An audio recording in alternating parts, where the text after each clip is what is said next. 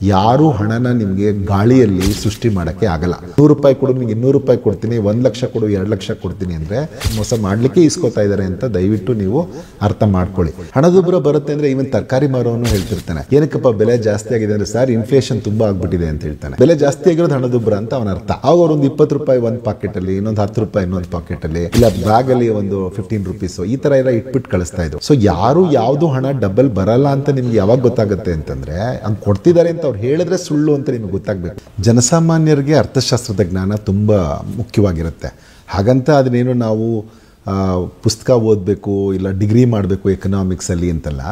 Basics of economics ಬಹುಶಃ ನಮ್ಮ ಭಾರತೀಯರಿಗೆ ಸಹಜವಾಗಿಯೇ ಇರುತ್ತೆ. ಅದನ್ನ ಇನ್ನು ಸ್ವಲ್ಪ ಫೈನ್ ಟ್ಯೂನ್ ಮಾಡಿಕೊಂಡು ಒಂದಷ್ಟು ಆರ್ಥಿಕ ಅಂಶಗಳನ್ನು ಅದರಲ್ಲಿ ಇರುವಂಥ ವಿಶ್ಲೇಷಣೆಯನ್ನು ಅರ್ಥ ಮಾಡಿಕೊಂಡ್ರೆ ಇನ್ನಷ್ಟು ಹೆಚ್ಚು ಬದುಕನ್ನು ಯಶಸ್ವಿಯಾಗಿ ನಡೆಸ್ಬೋದು ಅಂತ ನನಗನ್ಸುತ್ತೆ. ಈಗ ಉದಾಹರಣೆಗೆ ನೋಡಿ, ಹಣದುಬ್ಬರ ಬರುತ್ತೆ ಅಂತ ಹೇಳ್ತೀವಿ. ಹಣದುಬ್ಬರ ಬರುತ್ತೆ ಅಂದರೆ ಇವನ್ ತರಕಾರಿ ಮಾರೋನು ಹೇಳ್ತಿರ್ತಾನೆ, ಏನಕ್ಕಪ್ಪ ಬೆಲೆ ಜಾಸ್ತಿ ಆಗಿದೆ ಅಂದರೆ ಸರ್ ಇನ್ಫ್ಲೇಷನ್ ತುಂಬ ಆಗ್ಬಿಟ್ಟಿದೆ ಅಂತ ಹೇಳ್ತಾನೆ. ಹಂಗಂದ್ರೆ ಏನು ಅಂತ ಅವನಿಗೆ ಖಂಡಿತ ಗೊತ್ತಿದೆಯಾ ಅಂದರೆ ಬೆಲೆ ಜಾಸ್ತಿ ಆಗಿರೋದು ಹಣದುಬ್ಬರ ಅಂತ ಅವನ ಅರ್ಥ. ಆದರೆ ಇಲ್ಲಿ ಆ ಟೈಮಲ್ಲಿ ಏನು ಮಾಡಬೇಕು ನಾವು? ಇದು ಈ ಥರದೊಂದು ಸರಳವಾದಂಥ ವಿಚಾರಗಳನ್ನು ನಾವು ತಿಳ್ಕೊಂಡ್ರೆ ಆಗ ಖಂಡಿತವಾಗಿಯೂ ನಮ್ಮ ಬದುಕು ಇನ್ನಷ್ಟು ಚೆನ್ನಾಗಾಗುತ್ತೆ.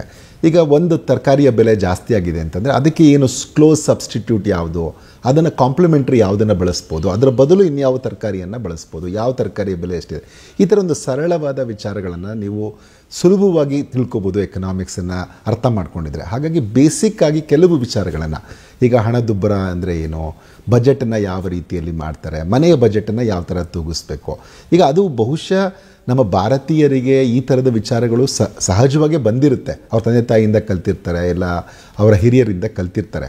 ಅದನ್ನು ಇನ್ನಷ್ಟು ಒಂದಷ್ಟು ಸರಳ ಇದನ್ನು ನಾವು ಓದಿ ಅಥವಾ ತಿಳ್ಕೊಂಡಿರೋದನ್ನ ತಿಳ್ಕೊಂಡ್ರೆ ಖಂಡಿತ ಇನ್ನಷ್ಟು ಹೆಚ್ಚು ಚೆನ್ನಾಗಾಗತ್ತೆ ಅಂತ ಅನ್ನಿಸ್ಬೋದು. ನಾನು ಅನೇಕ ಬಾರಿ ಇದನ್ನು ಹೇಳ್ತಿರ್ತೀನಿ. ಈಗ ಹಿಂದೆ ಎಲ್ಲನೂ ನಾವು ಚಿಕ್ಕ ಹುಡುಗರಿದ್ದಾಗ ಟೂರ್ಗೆಲ್ಲಾದರೂ ನಮ್ಮನ್ನು ಸ್ಕೂಲಲ್ಲಿ ಕಾಲೇಜ್ಗೆಲ್ಲ ಟೂರ್ಗೆ ಹೋಗುವಾಗ ಕಳಿಸುವಾಗ ನನಗೆ ನಮ್ಮ ತಂದೆ ತಾಯಿ ಒಂದೇ ಕಡೆ ಹಣವನ್ನು ಇಟ್ಟು ಕಳಿಸ್ತಿರ್ಲಿಲ್ಲ. ಹಾಗೆಲ್ಲ ಒಂದು ಸಣ್ಣ ಅಮೌಂಟ್ ಇದ್ರೇನು ಆವಾಗ ಅವರೊಂದು 20 ರೂಪಾಯಿ ಒಂದು ಪಾಕೆಟಲ್ಲಿ, ಇನ್ನೊಂದು 10 ರೂಪಾಯಿ ಇನ್ನೊಂದು ಪಾಕೆಟಲ್ಲಿ, ಇಲ್ಲ ಬ್ಯಾಗಲ್ಲಿ ಒಂದು 15 ರೂಪೀಸು ಈ ಥರ ಎಲ್ಲ ಇಟ್ಬಿಟ್ಟು ಕಳಿಸ್ತಾಯಿದ್ರು. ಒಂದು ವೇಳೆ ಇದೆಲ್ಲಾದರೂ ಕಳ್ಕೊಂಡ್ರೂ ಇವರು ಅದನ್ನು ಏನು ಮಾಡ್ಬೋದು, ಇನ್ನೊಂದು ಕಡೆ ಇವನಿಗಿರುತ್ತೆ, ಅದು ಇವನಿಗೆ ಅನುಕೂಲಕ್ಕೆ ಬರುತ್ತೆ ಅಲ್ಲಿಗೆ ಹೋದಾಗ ಅಂತ. ಉದ್ದೇಶ ಕಳಿಲೇಬಾರ್ದು. ಒಂದು ವೇಳೆ ತೊಂದರೆ ಆದರೆ ಇದು ಎಲ್ಲಾದರೂ ಇನ್ನೊಂದು ಕಡೆ ಇರುವ ಹಣ ಅದು ಅವ್ನಿಗೆ ಉಪಯೋಗ ಬರುತ್ತೆ ಅನ್ನೋಂಥದ್ದು ವಿಚಾರ. ಸೊ ಅದನ್ನೇ ನೋಡಿ ನೀವು ಎಲ್ಲಿ ಹೂಟೆ ಮಾಡಬೇಕು ನಾನು ಹಣವನ್ನು. ಈಗ ಸ್ಟಾಕ್ ಮಾರ್ಕೆಟ್ ಚೆನ್ನಾಗಾಗ್ತಾ ಇದೆ, ನಾನು ಯಾವುದ್ರ ಮೇಲೆ ಹಣವನ್ನು ಹೂಟೆ ಮಾಡಬೇಕು? ಒಂದ್ರ ಮೇಲೆ ಎಲ್ಲ ದುಡ್ಡನ್ನು ಹಾಕ್ಬಿಡ್ಬೇಕಾ? ಇಲ್ಲ ಎಲ್ಲದ್ರ ಮೇಲೂ ಒಂದೊಂದು ಪೋರ್ಟ್ಫೋಲಿಯೋ ಥರ ನಾನು ಇದ್ರ ಮೇಲೆ ಇಷ್ಟು, ಇದ್ರ ಮೇಲೆ ಇಷ್ಟು, ಇದ್ರ ಮೇಲೆ ಇಷ್ಟು ಹಾಕಿದ್ರೆ ಯಾವ್ದ್ರ ನನಗೆ ಅನುಕೂಲ, ಒಂದು ಹೋದ್ರೂ ಇನ್ನೊಂದು ಬರುತ್ತಲ್ಲ. ಸೊ ಈ ಥರದ ಒಂದು ಸರಳವಾದಂತಹ ಅರ್ಥಶಾಸ್ತ್ರದ ಜ್ಞಾನವನ್ನು ನಾವೆಲ್ಲ ಪಡ್ಕೋಬೇಕು. ಅನಂತರ ನೋಡಿ, ಎಷ್ಟು ಹಣ ಇದ್ದಾಗ ನಾವು ಯಾವ್ಯಾವುದರ ಮೇಲೆ ಹೂಟೆಯನ್ನು ಮಾಡಬೇಕು. ಈಗ ನನಗೆ ಹಣ ಬರ್ತಿದೆ, ಅನೇಕರಿಗೆ ಈಗ ಕೆಲಸ ಸಿಗ್ತಾ ಇದೆ, ಖುಷಿಯಾಗಿದ್ದಾರೆ. ಆದರೆ ಅವರು ಪ್ಲ್ಯಾನಿಂಗ್ ಹೇಗೆ ಮಾಡಬೇಕು ಅಂತಂದರೆ, ನಾನು ರಿಟೈರ್ ಆಗುವ ವೇಳೆಗೆ ನನ್ನ ಹತ್ರ ಎಷ್ಟು ಹಣ ಇರಬೇಕು, ಇಲ್ಲ ಅಂತಂದರೆ ಇವತ್ತು ನಾನು 23-24 ವರ್ಷ ನಾನು ಕೆಲಸಕ್ಕೆ ಸೇರಿದ್ದೀನಿ.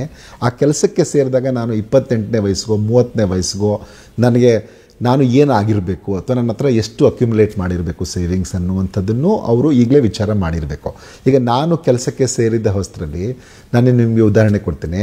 ಈ ನ್ಯಾಷನಲ್ ಸೇವಿಂಗ್ಸ್ ಸರ್ಟಿಫಿಕೇಟ್ ಇತ್ತು ಆ ಕಾಲಕ್ಕೆ, ಇವಾಗ ಅದು ಅಷ್ಟು ಲುಕ್ರೇಟಿವ್ ಆಗಿಲ್ಲ. ಪ್ರತಿ ಇದಕ್ಕೆ 5 ವರ್ಷಕ್ಕೊಮ್ಮೆ ಅದು ಹಣ ಡಬಲ್ ಆಗ್ತಾಯಿತ್ತು.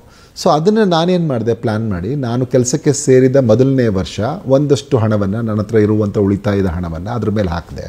ಸೊ ಅದು 6ನೇ ವರ್ಷಕ್ಕೆ ನನಗೆ ಡಬಲ್ ಆಗಿ ಬರ್ತಾಯಿತ್ತು. 2ನೇ ವರ್ಷಕ್ಕೆ ಮತ್ತೆ ಅಷ್ಟು ಹಣವನ್ನು, ಉಳಿದಿದ್ದ ಹಣವನ್ನು ಅದಕ್ಕೆ ಸೇವಿಂಗ್ಸ್ ಹಾಕಿದೆ. ಸೊ ನನಗೆ ಇನ್ಕಮ್ ಟ್ಯಾಕ್ಸ್ ಏನು ಕಟ್ಟಬೇಕಾಗ್ತಾ ಇತ್ತು, 6ನೇ ವರ್ಷದಿಂದ ಇದರಲ್ಲಿ ಬಂದ ದುಡ್ಡಲ್ಲಿ ಈಸಿಯಾಗಿ ನಾನು ಕಟ್ಕೊಂಡು ಹೋದೆ. ಮಿಕ್ಕಿದ ದುಡ್ಡಲ್ಲಿ ಮತ್ತೆ ಬೇರೆ ಕಡೆ ಇನ್ವೆಸ್ಟ್ ಮಾಡಲಿಕ್ಕೆ ಶುರು ಮಾಡಿದೆ.